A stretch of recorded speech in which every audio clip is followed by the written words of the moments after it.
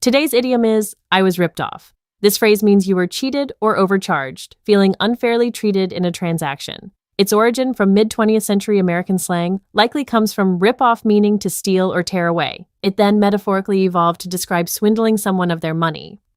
Let's hear our examples. First, I bought this used car, but the engine broke down a week later. I was totally ripped off. Here, the speaker feels cheated due to a faulty purchase. Second, that street vendor sold me a fake watch for $100. I definitely was ripped off. This illustrates being overcharged for a counterfeit item. Both show the frustration of unfair transactions.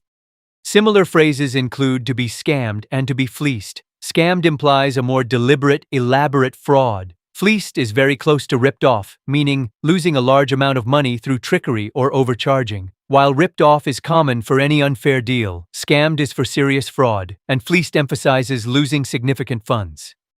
To summarize, I was ripped off means you were cheated or overcharged, experiencing unfair treatment. Originating from mid-20th century American slang, it perfectly captures the feeling of being unfairly deprived of money.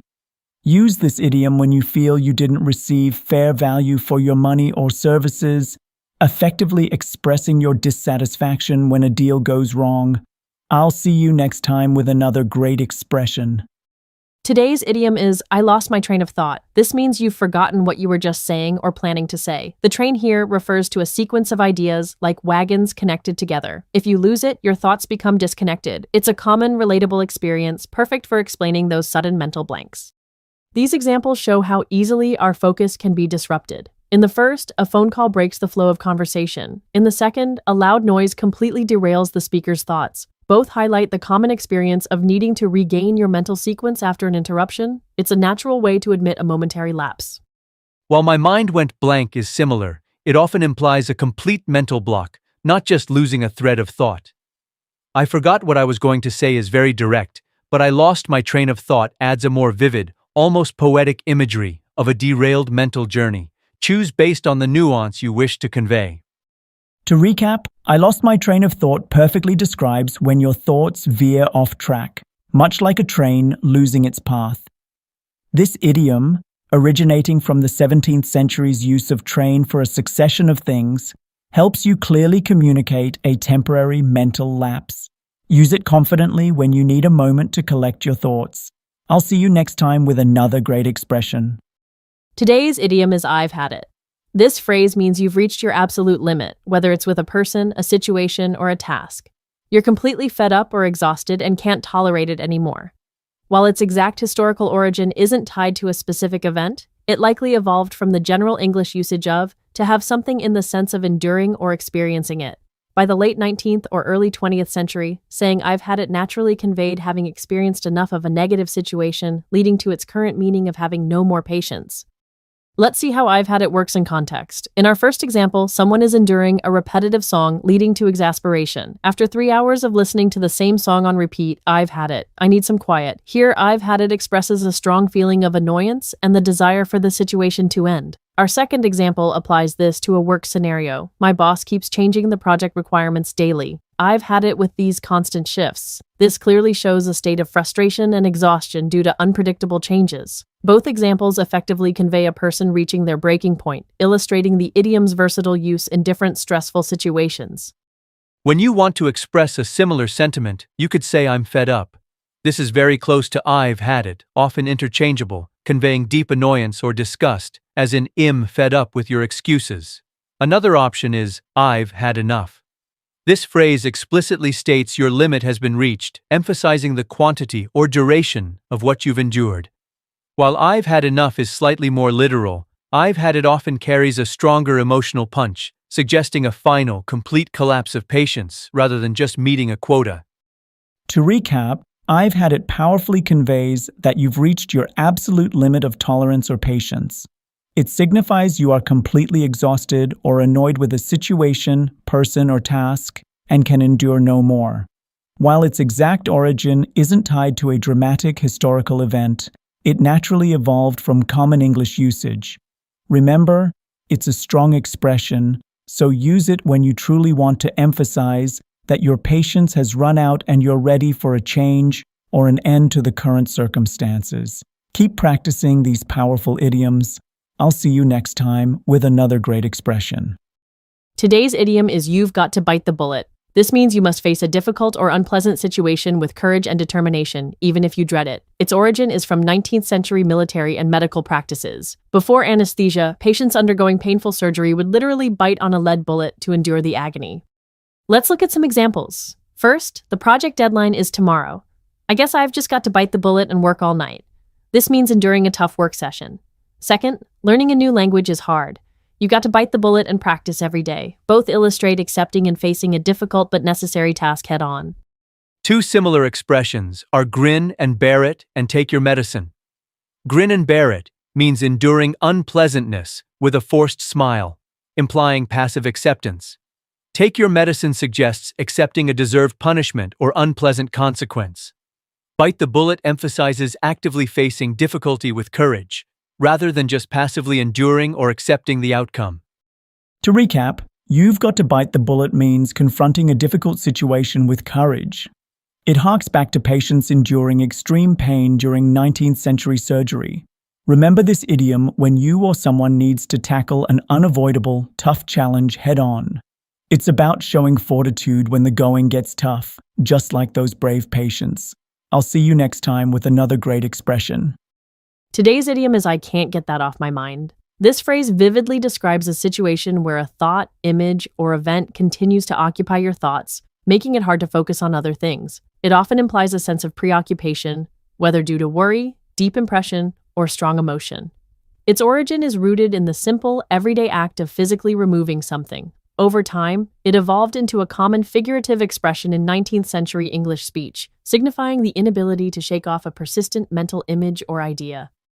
Let's look at how this idiom is used in context. Our first example is, after seeing that intense movie, I couldn't get the ending off my mind for days. Here, the movie's ending was so impactful that the speaker kept replaying it in their thoughts. It clearly shows a persistent mental engagement. Our second example is, she shared some exciting news, and now I can't get it off my mind. I keep wondering what will happen next. In this case, the news isn't troubling but captivating, making the person continually think about future possibilities. Both examples illustrate how I can't get that off my mind perfectly conveys the feeling of a thought or event dominating one's mental space, whether positive or negative.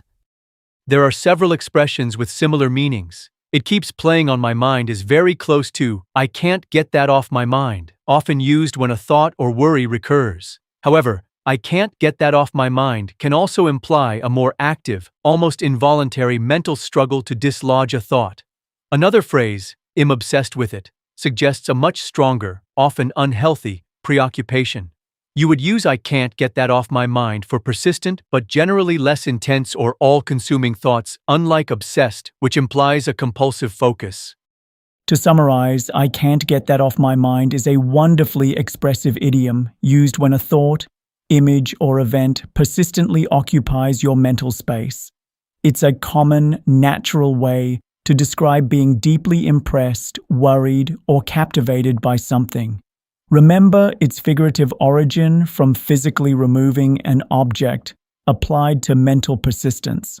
The next time something truly sticks with you, whether it's a catchy tune, a challenging problem, or exciting news, you now have the perfect phrase to articulate that feeling.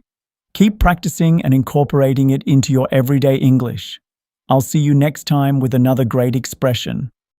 Today's idiom is don't kid yourself. It's a direct and firm piece of advice meaning you should face the truth and not deceive yourself, even if it's uncomfortable. The phrase originates from the late 19th century use of kid, meaning to trick or tease someone. Here, the yourself emphasizes that you're the one being fooled by your own wishful thinking or denial. Let's look at some examples. First, you might think you can finish the project in an hour, but don't kid yourself. It'll take at least 3. Here, it warns against over-optimism. Another example, she keeps saying she'll get rich quickly, but don't kid yourself. Success requires hard work. In both cases, the idiom urges a realistic assessment, challenging a mistaken belief. Similar phrases include face the facts and be realistic. Face the facts is very close, emphasizing confronting unpleasant truths. Be realistic is a broader suggestion to think practically.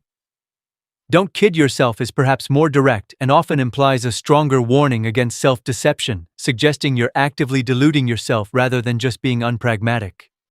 In summary, Don't kid yourself is a powerful idiom encouraging honesty with oneself. It means to stop self-deception and acknowledge the truth of a situation, however difficult.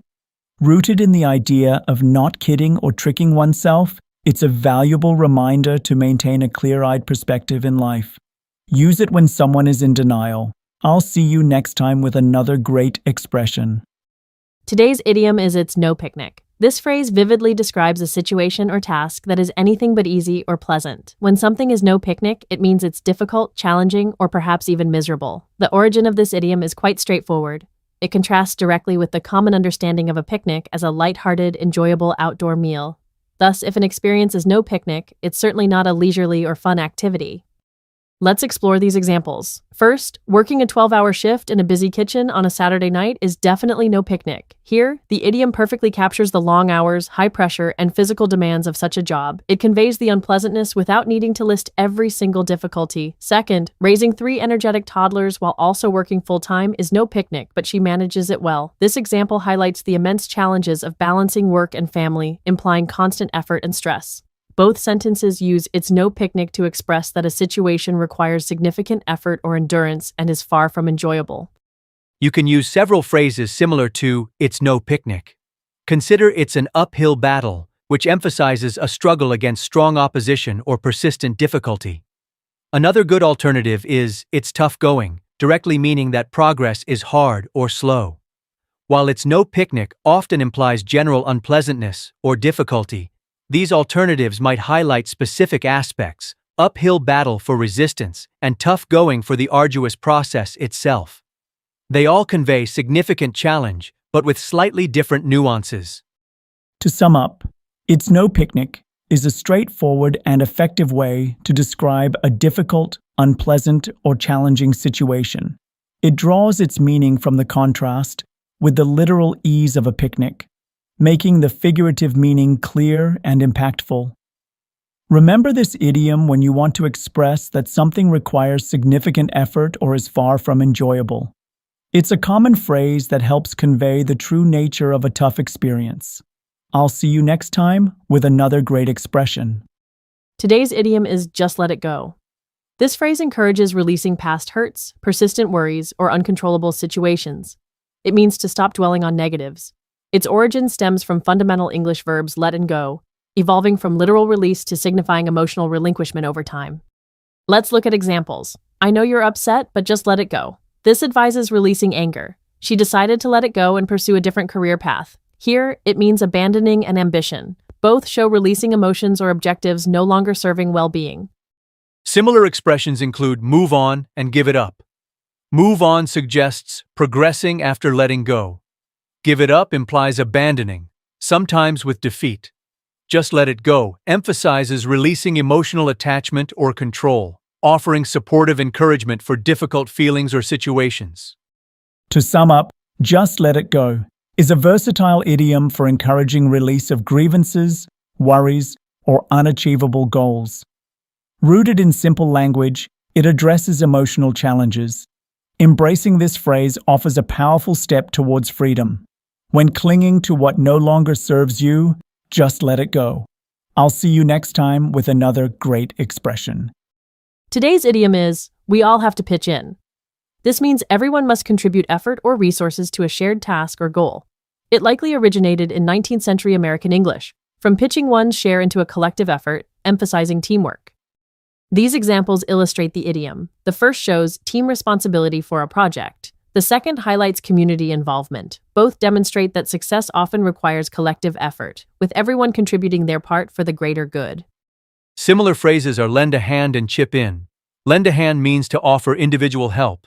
Chip in implies contributing money or small effort.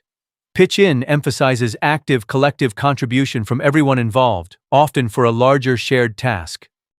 To recap, "we all have to pitch in" means everyone must contribute to a common goal. This idiom, from collective effort, reminds us that significant achievements stem from shared contribution. When faced with a group task, encouraging everyone to pitch in makes success more achievable. I'll see you next time with another great expression. Today's idiom is "let us call it a day." This phrase means to decide to stop working or doing something for the rest of the day. Its origin lies in 19th century English, rooted in the practice of formally concluding a day's labor. What began as a literal end to work later broadened to informally signify stopping any activity. It is a common and friendly way to signal that it is time to cease efforts and take a break until another time. Let us look at a couple of examples. Imagine a busy office. After working for 10 hours straight, the team leader said, "That's enough for today. Let us call it a day." Here, the leader recognizes the team's hard work and decides it is time for everyone to stop and go home. In a different context, consider a leisure activity. We've made great progress on the puzzle, but it's getting late, so let us call it a day and finish it tomorrow. Both examples demonstrate using let us call it a day to signify the conclusion of an activity for the present time, whether it's work or play, allowing for a break or completion at a later point. It is a clear and polite way to suggest stopping. There are similar expressions you might hear. Call it quits often implies giving up on something permanently or ending a relationship, like when a business venture fails. Wrap it up means to finish or bring something to a conclusion. However, let us call it a day specifically denotes stopping for the remainder of a single day.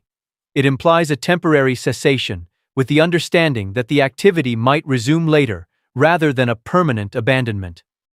To sum up, let us call it a day is a widely used idiom indicating the decision to stop working or engaging in an activity for the rest of the day. Rooted in historical daily labor, it provides a clear and universally understood signal to conclude efforts. It's perfect for when you've done enough, when it's getting late, or simply when it's time for a well-deserved break. So, next time you are ready to unwind after a productive period, you know exactly what to say. Let us call it a day.